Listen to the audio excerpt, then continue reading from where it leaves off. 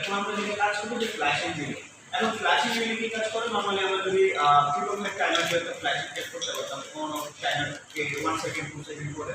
তো এটা flashing relay টাইপের কাজ হচ্ছে, যখন আমরা পাওয়ার সাপ্লাই দিব এই রিলেটা যদি একটা ফ্ল্যাশ রিলে, এটা বারবার অন এবং অফ হয়।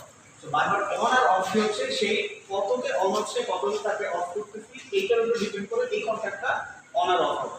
তো এটা যদি অন অফ হয়, এখানে একটা এনএনসি কন্ট্যাক্ট দেওয়া আছে, সেটার উপর বেসিস করে আমরা রিলেটা অ্যাক্ট করব। এটা চাইলে হচ্ছে বিভিন্ন আমি লোড ইউজ করতে পারি, এই সিগন্যালটাকে কাছে করে আছে আমি অ্যালার্মকে জেনারেট করতে পারি, চাইলে রিমোট এরিয়া থেকে আমি সিগন্যাল দিতে পারি। তো এই ফ্ল্যাশিং রিলেটাকে অ্যাক্টিভ করে আমি আউটপুটে আমার মতো করে ডিজাইনটাকে নিয়ে কাজ করব। তো এটার ইনপুট বায়াসিং ভোল্টেজ হচ্ছে ডিসি, আউটপুট হচ্ছে আমরা এসি নিয়ে কাজ করব।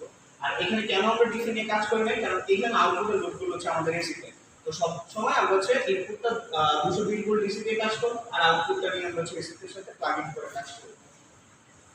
এখন আমি যদি এই এক্সপেরিমেন্টটাকে আপনাদের দেখাই, আপনারা সবাই এটা নিয়ে কাজ করতে পারবেন।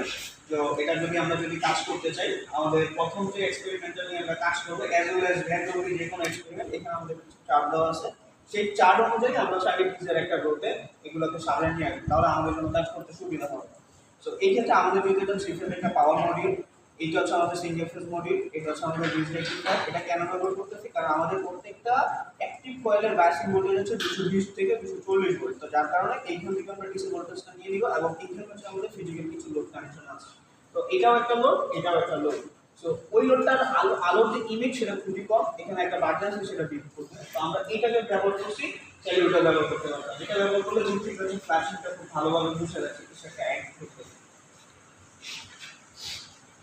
তো লাস্ট দিনের মতো এখানে আমাদের কাজ থাকবে।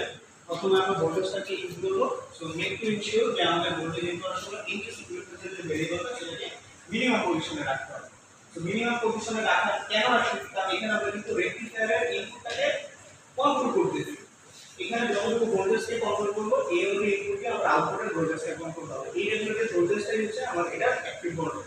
তো এখানে আমাদের এক্সপেরিমেন্টের মূল উদ্দেশ্য হচ্ছে যে এই কয়েলটা কখন অন হচ্ছে, তার ম্যাক্সিমাম ভোল্টেজ হচ্ছে 220 ভোল্ট, কিন্তু এই কখন অন হচ্ছে, যখন অন হচ্ছে তার কিছুক্ষণ পরে কি আবার অফ হচ্ছে, বিষয়টা তা না, আমি তাকে রিডিউস করলে অফ হচ্ছে, তাহলে কততে অফ হচ্ছে।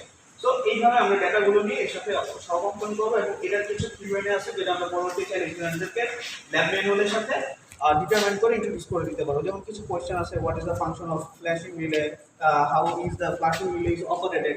তো এইখানে এই ডেটাগুলো নিয়ে আমরা এটার সাথে কাজ করতে পারি। এখন যদি আমি এক্সপেরিমেন্টটাকে স্টার্ট করি, যখন ডেটা অন